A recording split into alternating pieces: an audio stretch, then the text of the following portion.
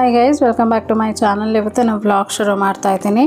So rangoli ಎಲ್ಲ ನೋಡ್ಕೊಂಡು ಬಂದ್ರಲ್ಲ, ಇವಾಗ ಟೀ ಮಾಡೋಣ ಅಂದ್ಬಿಟ್ಟು ಇಲ್ಲೇ ರೆಡಿ ಮಾಡ್ಕೋತಾ ಇದ್ದೀನಿ. ಇವತ್ತು ಅವರು ಟೀ ಕುಡಿಬೇಕು ಅಂತ ಅಂದರು. ಯೂಶಲಿ ನಾನು ಮಾರ್ನಿಂಗ್ ಅವ್ರಿಗೆ ಟೀ ಕೊಡೋದಿಲ್ಲ, ಬ್ರೇಕ್ಫಾಸ್ಟ್ ಎಲ್ಲ ಆದಮೇಲೆ ಟೀ ಕೊಡ್ತೀನಿ. ಈ ಕಡೆ ನಾನು ಜೀರಾ ವಾಟರ್ ಕೂಡ ರೆಡಿ ಮಾಡ್ಕೋತಾ ಇದ್ದೀನಿ. ಸೊ ಇವಾಗ ಟೀ ಬೆಳಗ್ಗೆ ಕುಡಿದ್ರೆ ಒಳ್ಳೆಯದಲ್ಲ ಅಂತ ಹೇಳ್ತಾರೆ. ಮಾರ್ನಿಂಗ್ಗೆ ಶುಗರ್ ಇಂಟೇಕ್ ಆಗಲಿ ಯಾವುದೇ ಸ್ವೀಟ್ ಆಗಲಿ ತೊಗೋಬಾರ್ದು.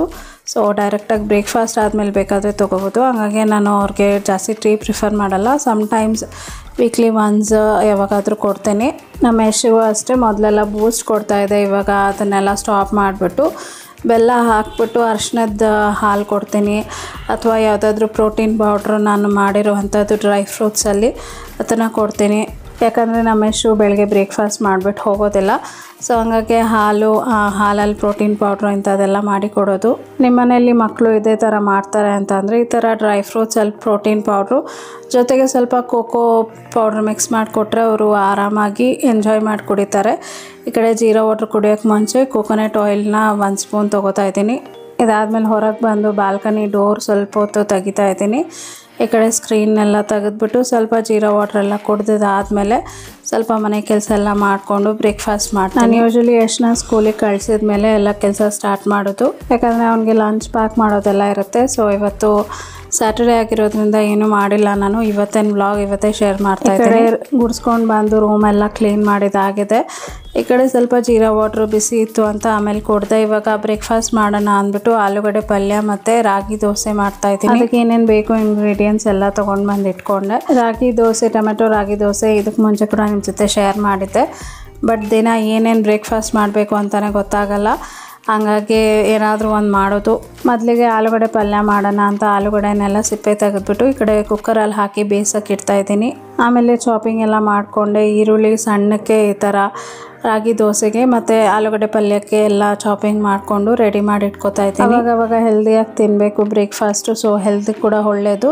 ಈ ಕಡೆ ಬ್ಲೆಂಡರ್ ಜಾರಿಗೆ ಟೊಮೆಟೊ, ಹಸಿಮೆಣಸಿನ್ಕಾಯಿ, ಶುಂಠಿ ಇಷ್ಟನ್ನು ಹಾಕ್ಕೊಂಡು ಚೆನ್ನಾಗಿ ಪೇಸ್ಟ್ ರೀತಿ ಮಾಡ್ಕೋತಾ ಇರೋದು. ಅದಾದಮೇಲೆ ಒಂದು ಬೌಲಿಗೆ ನಾನು ಮಾಡ್ಕೊಂಡಿದ್ದ ಪೇಸ್ಟ್ನ ಹಾಕಿ ರಾಗಿ ಹಿಟ್ಟನ್ನ ಸೇರಿಸ್ತೀನಿ. ನೀವು ರಾಗಿ ಹಿಟ್ಟು ಬದಲು ಗೋಧಿ ಹಿಟ್ಟು ಕೂಡ ಹಾಕೋಬೋದು, ಅದು ಕೂಡ ಇನ್ನೂ ಚೆನ್ನಾಗಿರುತ್ತೆ. ಜೋಳದ ಹಿಟ್ಟು ಕೂಡ ಹಾಕೋಬೋದು. ಸೊ ನಿಮ್ಗೆ ಯಾವ್ದು ಬೇಕೋ ನೋಡಿ ಅದನ್ನು ಹಿಟ್ಟನ್ನ ಹಾಕ್ಕೊಂಡು ಇದೇ ರೀತಿ ಮಾಡಿಕೊಂಡ್ರೆ ಚೆನ್ನಾಗಿ ಬರುತ್ತೆ.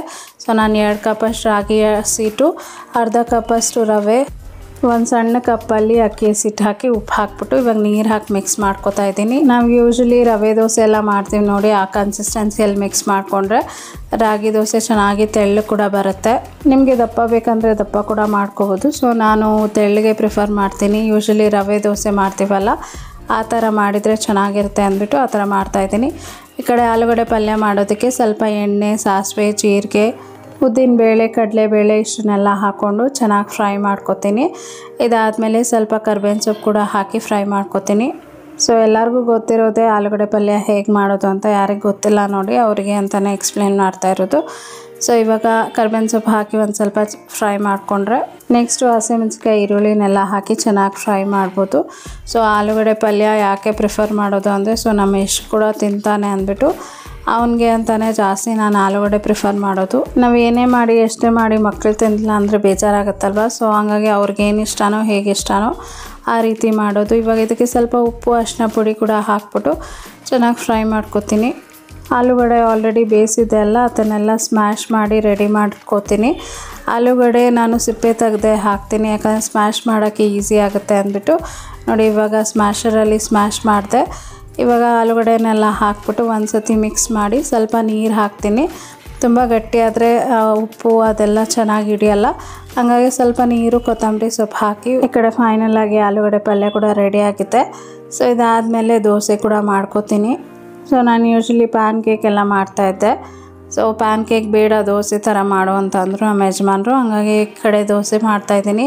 ನಿಮಗೆ ದೋಸೆ ತವಾಲಿ ದೋಸೆ ಬಂದಿಲ್ಲ ಈ ಐರನ್ ತವಾಲಿ ಅಂತಂದರೆ ಸ್ವಲ್ಪ ಈರುಳ್ಳಿ ಹಾಕಿ ಒಂದು ಸ್ವಲ್ಪ ರೋಸ್ಟ್ ಮಾಡ್ಕೊಂಡ್ರಿ ಅಂತಂದರೆ ಅಂದರೆ ಬ್ಲ್ಯಾಕ್ ಕಲರ್ ಆಗಬೇಕು ಈರುಳ್ಳಿ, ಅಲ್ಲಿ ತನಕ ರೋಸ್ಟ್ ಮಾಡ್ಕೋಬೇಕು. ಆವಾಗ ನೆಕ್ಸ್ಟ್ ನೀವು ದೋಸೆ ಮಾಡಬೇಕಾದ್ರೆ ಚೆನ್ನಾಗಿ ಬರುತ್ತೆ. ಸೊ ಇವಾಗ ಸಣ್ಣಕ್ಕೆ ಹಚ್ಕೊಂಡಿದ್ದೆ ಚಾಪ್ ಮಾಡಿದ್ದೆ ನೋಡಿ ಈರುಳ್ಳಿ, ಅದನ್ನು ಹಾಕ್ಬಿಟ್ಟು ಇವಾಗ ರಾಗಿನ ಈ ಥರ ರಾಗಿ ಹಿಟ್ಟು ಏನಿದೆ ಅದನ್ನು ಈ ರೀತಿ ಸ್ಪ್ರೆಡ್ ಮಾಡ್ತಾಯಿದ್ದೀನಿ. ಚೆನ್ನಾಗಿ ಕ್ರಿಸ್ಪಿಯಾಗಿ ಬಂದಿತ್ತು, ಬಟ್ ಅದು ಬೇಗ ಮುರಿದೋಗುತ್ತೆ, ಯಾಕಂದರೆ ತುಂಬ ತೆಳ್ಳಗಿರೋದ್ರಿಂದ ಬೇಗ ಮುರಿದೋಗುತ್ತೆ. ಆದರೆ ಟೇಸ್ಟ್ ವೈಸ್ ಅಂತೂ ಕಾಂಪ್ರಮೈಸೇ ಇಲ್ಲ, ತುಂಬ ಚೆನ್ನಾಗಿರುತ್ತೆ. ಸೊ ನೀವು ಯಾರಾದರೂ ಟ್ರೈ ಮಾಡೋಂಗಿದ್ರೆ ಒಂದ್ಸತಿ ಟ್ರೈ ಮಾಡಿ ನೋಡಿ. ಆಲೂಗಡ್ಡೆ ಪಲ್ಯ, ಟೊಮೆಟೊ ಗೊಜ್ಜು, ಎಣ್ಗಾಯಿ ಜೊತೆ ಎಲ್ಲ ಸಖತ್ ಕಾಂಬಿನೇಷನ್ ಇದು. ಸೊ ಇದಾಗಿತ್ತು ಇವತ್ತಿನ ಬ್ರೇಕ್ಫಾಸ್ಟ್. ಸೊ ತುಂಬ ರುಚಿಯಾಗಿರುತ್ತೆ, ಟ್ರೈ ಮಾಡ್ತೀರಾ ಅಂತ ಅಂದ್ಕೊಂಡಿದ್ದೀನಿ. ಇದಾದಮೇಲೆ ನಮ್ಮ ಯಜಮಾನ್ರಿಗೆ ಪ್ಲೇಟಿಂಗ್ ಮಾಡಿ ಕೊಟ್ಟೆ. ಸೊ ನೆಕ್ಸ್ಟ್ ದೋಸೆ ಎಲ್ಲ ನಾನು ಒಂದು ಸ್ವಲ್ಪ ದಪ್ಪನೇ ಮಾಡಿಕೊಂಡೆ. ಸೊ ಅವ್ರಿಗೆ ಅಂದರೆ ಬ್ರೇಕ್ ಆದರೂ ಪರವಾಗಿಲ್ಲ ಅಂತ ಅಂದರು, ಅದಕ್ಕೋಸ್ಕರ ಹಾಗೆ ಮಾಡಿದೆ. ನನಗೆ ಸ್ವಲ್ಪ ದಪ್ಪ ಇದ್ದರೆ ಚೆನ್ನಾಗಿರುತ್ತೆ ಅಂತ ದಪ್ಪಕ್ಕೆ ಮಾಡಿಕೊಂಡೆ. ಇವಾಗ ಅವ್ರಿಗೆ ಬ್ರೇಕ್ಫಾಸ್ಟ್ ಕೊಡ್ತಾಯಿದ್ದೀನಿ. ಸೊ ಅವರು ತುಂಬ ಎಂಜಾಯ್ ಮಾಡಿ ತಿಂತಾ ಇದ್ದಾರೆ. ಇದಾಗಿತ್ತು ಇವತ್ತಿನ ವೀಡಿಯೋ ಇಷ್ಟ ಆದರೆ ದಯವಿಟ್ಟು ಲೈಕ್ ಮಾಡಿ, ಶೇರ್ ಮಾಡಿ, ಕಮೆಂಟ್ ಮಾಡಿ, ಸಬ್ಸ್ಕ್ರೈಬ್ ಮಾಡಿ. ಮತ್ತು ನಾಳೆ ಒಂದು ಹೊಸ ವೀಡಿಯೋ ಒಂದಿಗೆ ನಾನು ನಿಮ್ಮನ್ನ ಭೇಟಿ ಆಗ್ತೀನಿ. ಅಂಟಿಲ್ ದೆನ್ ಟೇಕ್ ಕೇರ್, ಬಾಯ್.